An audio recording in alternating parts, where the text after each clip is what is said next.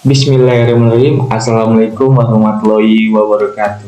Saya Iqbal Ardiansyah dari kelas 1C Pendidikan Ekonomi, Fakultas Tarbiyah dan Keguruan. Saya merupakan mahasiswa dari Universitas Islam Negeri Sultan Syarif Qasim Riau.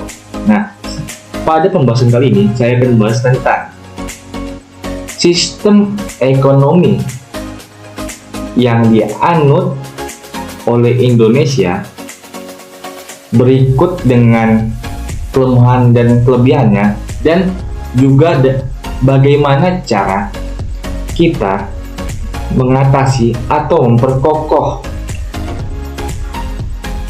dari masing-masing kekuatan dan kelemahan ekonomi yang dianut oleh negara kita.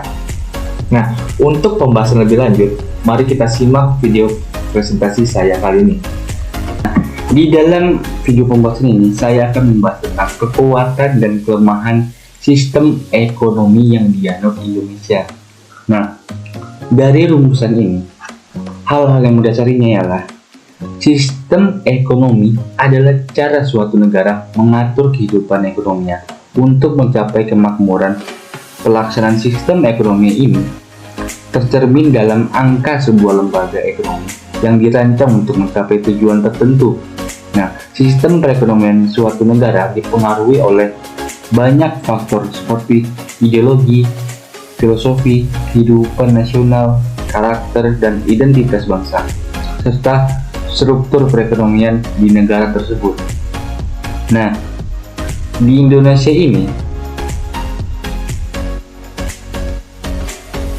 itu menganut sistem ekonomi campuran. Nah, yang dimana perekonomian campuran adalah asosiasi atau campuran antara sistem ekonomi liberal dan sistem ekonomi sosialis.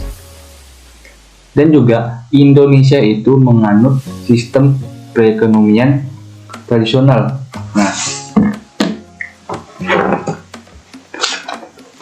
Nah, apa itu ekonomi tradisional? Nah, sistem ekonomi tradisional ialah sistem ekonomi yang mengandalkan alam dan tenaga kerja secara turun-temurun. Kegiatan ekonomi tradisional ini masih sangat sederhana. Nah, saat ini hanya diterapkan oleh negara yang masih berkembang. Nah, di Indonesia ini, kenapa bisa masih ada digunakannya ekonomi tradisional? Ya, karena sebagian wilayah di Indonesia itu masih ada yang belum terpasoki atau belum maju di bagian daerah Indonesia ini, sehingga mereka lebih mengutamakan perekonomian tradisional. Contohnya di Papua, kebanyakan di Papua itu kan alokasi daerahnya belum terpenuhi, jadi kebanyakan orang Papua itu menggunakan barter untuk jual belinya. Nah, rumusan masalah ini adalah kekuatan. Apa itu kekuatan dan kelemahan dari sistem ekonomi yang dianut Indonesia? Nah, yang kedua itu cara memperkuat dan cara mengatasi kelemahan yang ada di dua perekonomian yang dianut oleh Indonesia. Nah, yang pertama, kekuatan sistem ekonomi campuran. Yang pertama itu adalah adanya pengakuan pemerintah untuk hak individu. Hal ini dimaksudkan dengan masyarakat atau penduduknya itu memiliki hak untuk berekspresi dalam kegiatan ekonomi. Jadi tidak ada batasan. Nah, yang kedua, harga barang dapat dikembalikan dengan mudah. Yang ketiga, mengutamakan kemakmuran dan kepentingan rakyat. Ya, walaupun saat ini tidak seperti itu ya. Nah, yang keempat itu adalah pihak swasta tidak dapat mengeksploitasi sumber daya dengan semena-mena. Nah, hal ini dimaksudkan dengan, jadi pihak pemerintah itu membatasi gerakan pihak swasta agar tidak dapat mengeksploitasi sumber daya dengan semena-mena. Nah, kelemahan sistem ekonomi campuran yaitu swasta tidak bisa memaksimalkan keuntungannya. Ya, karena apa? Karena pembatasan dari pemerintah tersebut. Yang contohnya itu pihak swasta dibatasi untuk mengeksploitasi sumber daya. Nah, yang kedua itu pemerataan pendapatan sangat sulit untuk diwujudkan. Yang ketiga, pemerintah itu memiliki tanggung jawab yang lebih besar. Mengapa begitu? Nah, pemerintah itu adalah yang sangat merupakan peran penting dari sistem ekonomi campuran ini. Jadi pemerintah itu memiliki tanggung jawab yang lebih besar.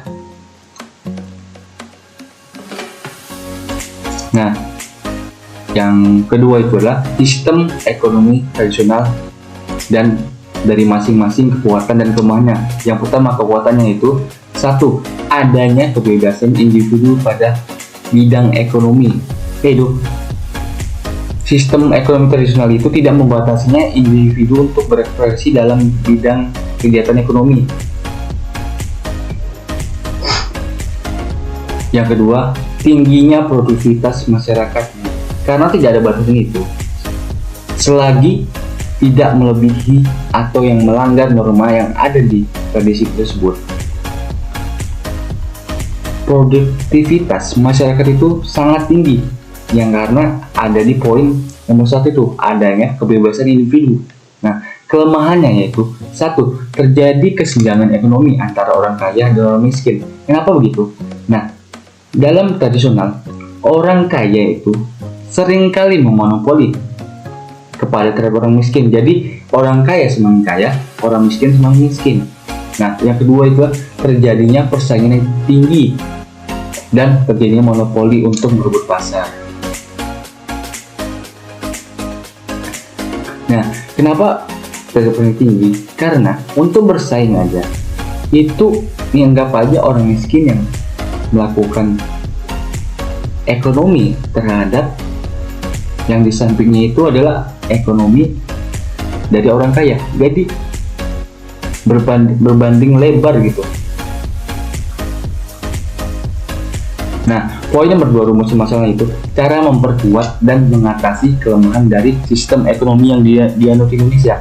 Nah, cara memperkuat dan mengatasi kelemahan dari sistem ekonomi campuran dan tradisional yaitu pembuatan kebijakan dalam sistem ekonomi harus mampu menyeimbangkan kekhawatiran tentang kebebasan individu untuk melakukan bisnis dengan kebutuhan masyarakat yang adil.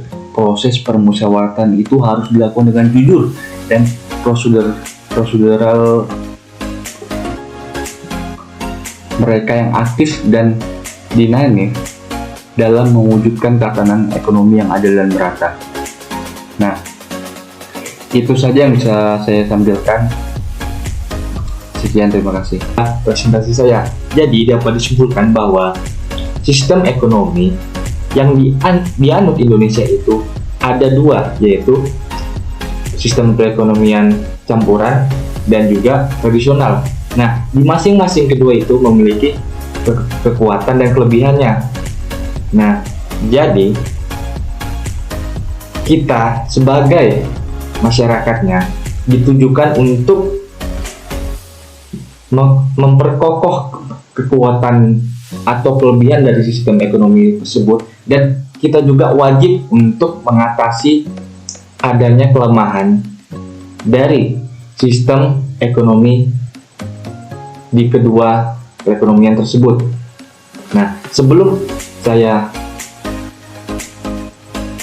sekian dari saya. Assalamualaikum warahmatullahi wabarakatuh. Nah, sebelum saya menutup video kali ini, jangan lupa ya, klik comment and subscribe-nya. Comment, like, and subscribe. Nah, wassalamualaikum warahmatullahi wabarakatuh.